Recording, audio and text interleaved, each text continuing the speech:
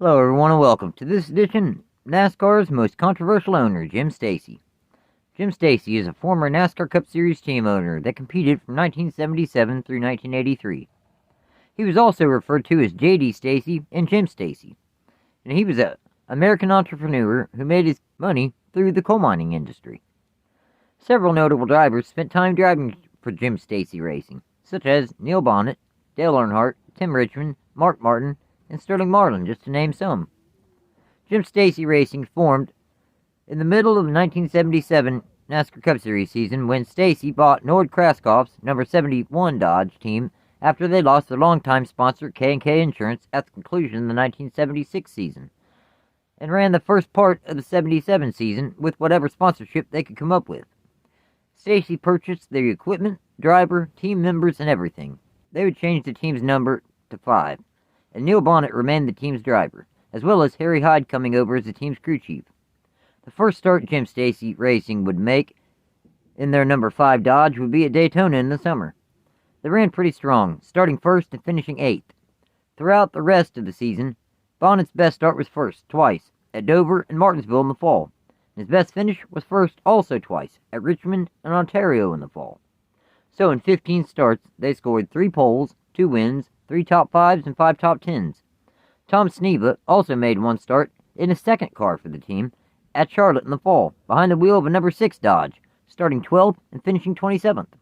The 1978 NASCAR Cup Series season began pretty normal for the Jim Stacy Racing team, fielding the team's flagship number 5 Armor All Dodge, which saw Niel Bonnett return to run what was intended to be a full season.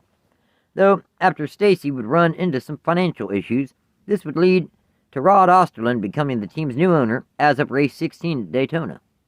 This because the team's shop in Charlotte, North Carolina had been padlocked due to a non-payment of a loan.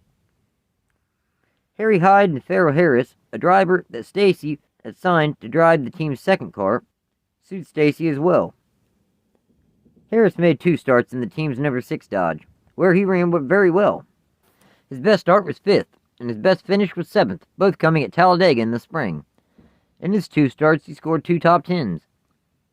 Bonnett's best start was first 3 times, at Richmond, Rockingham, and Bristol in the spring, and his best finish was second at Martinsville in the spring. In 15 starts, he scored 3 poles, 0 wins, 4 top 5s, and 7 top 10s.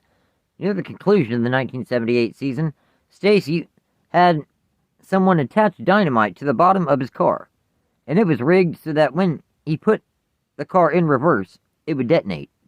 Some police discovered this, luckily, before Stacy did, and with that, Stacy seemed to disappear for a short time.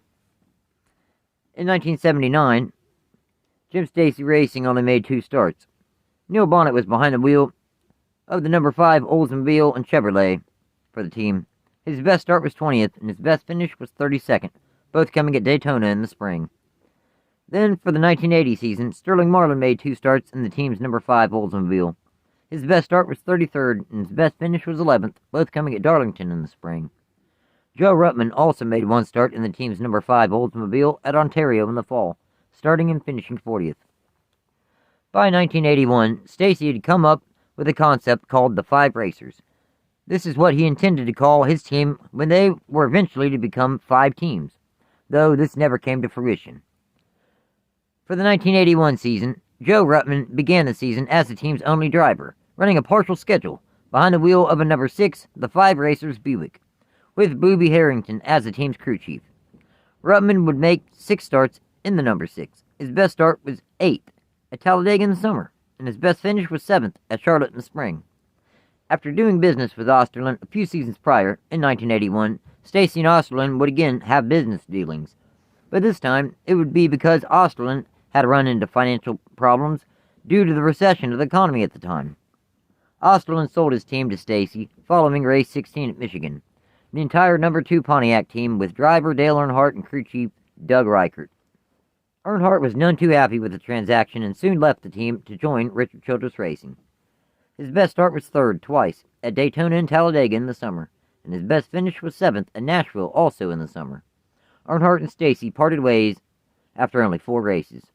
Stacy would move Ruttman into the seat of the number 2 J.D. Stacy Pontiacs and Buicks. Dale Inman would become the team's crew chief at race 22 in Bristol. In the number 2, Ruttman's best start was 5th 3 times, at Michigan in the summer, then Dover and North Wilkesboro in the fall. Overall, in 17 starts, he scored 2 top 5s and 7 top 10s. His best finish was 3rd at Bristol. Overall, in 17 starts, he scored 2 top 5s and 7 top 10s, finishing 28th in final Cup Series point standings. Bob Seneker made 1 start in the team's number 6 J.D. Stacy Pontiac at Charlotte in the fall, starting 23rd and finishing 21st. Stacy would make headlines in the NASCAR world in 1982 when he sponsored a total of 7 race cars in that season's Daytona 500, including Benny Parsons, Dave Marcus, Terry Labonte, Joe Ruttman, Ron Bouchard, and Jody Ridley. Jim Stacy Racing had 2 Cup Series entries in 1982. Joe Ruttman began the season behind the wheel of the number 2 J.D. Stacy Buick. His best start was 2nd twice, at Bristol and Rockingham in the spring, and his best finish was 3rd at Daytona in the spring.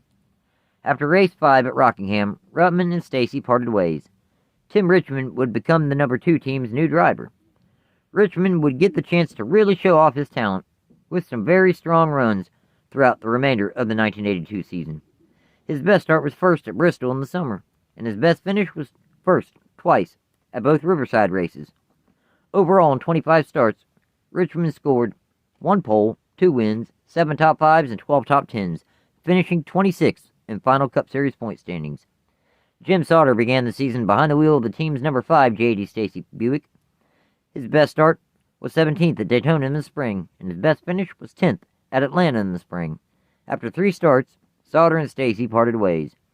Robin McCall attempted 4 races in the team's number 5, qualifying twice. His best start was 29th at the 2nd Michigan race, and his best finish was 29th at the 1st Michigan race. Rodney Combs also made 1 start in the number 5 in Atlanta in the fall, starting 28th and finishing a solid 9th. That following season in 1983, Jim Stacy Racing originally signed Mark Martin to drive the team's number 2 Buick. In all honesty, Martin didn't perform badly, with a best start of 6th at North Wilkesboro in the spring, and a best finish of 3rd at Darlington in the spring. Though following race 7 at Martinsville, Martin and Stacy parted ways. Morgan Shepherd would take over the number 2 ACM Equipment Sales Buick for the remainder of the season. Shepherd would also perform reasonably. His best start was 5th at Richmond in the fall, and his best finish was 2nd at Daytona in the summer. In 23 starts, Shepherd scored 3 top 5s and 13 top 10s, finishing 20th in final Cup Series point standings. And just as quick as Jim Stacy came into NASCAR, the team and its owner was out of NASCAR at the conclusion of the 1983 NASCAR Cup Series season. So, in 125 Cup Series starts, the team scored 7 poles, 4 wins, 21 top 5s, and 53 top 10s, with a best points finish of 18th by Niel Bonnett in 1977. Thank you for watching, everyone. Take care.